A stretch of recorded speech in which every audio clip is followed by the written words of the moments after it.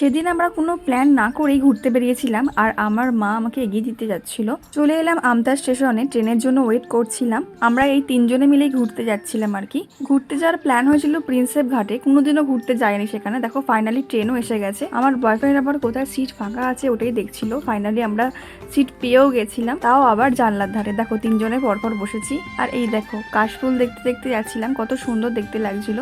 দুর্গাপুজো তো চলেই এলো বন্ধুরা, তোমাদের কেনাকাটা কত দূর কমেন্টে জানিও। ফাইনালি চলে এলাম হাওড়া স্টেশনে। হাওড়া স্টেশন থেকে চলে গেলাম মেট্রোতে, ওয়েট করছিলাম। ফাইনালি চলে এলো মেট্রো। পরে আমরা চলে গেলাম খাওয়া দাওয়া করতে কিছু। যাই হোক দুপুরে লাঞ্চটা সেরে নিচ্ছিলাম। এরপরে আমরা চলে এলাম প্রিন্সেপ ঘাটে। এখানে আসার অনেকদিন ধরে ইচ্ছে ছিল, তারপরে ঘুরে টুরে চলে গেলাম আমরা। আখের রস খেতে, দেখতেই পাচ্ছ মুখের অবস্থা পুরো খারাপ, প্রচুর গরম ছিল তখন। আর আমার বয়ফ্রেন্ডকে দেখো জগ ধরেই খেতে আরম্ভ করে দিয়েছে, এত সুন্দর খেতে লাগছিল না কি বলবো, ঠান্ডা ঠান্ডা আখের রস। যাই হোক তারপরে খাওয়া দাওয়া করে বাড়ি ফেরার পালা। ওর জন্য আমরা চলে এলাম আবার মেট্রোতে। এরপরে মেট্রো থেকে চলে গেলাম হাওড়া স্টেশনে, ট্রেনও পেয়ে গেছি। মিনি ব্লগটা তোমাদের কিরকম লাগলো কমেন্টে জানিও।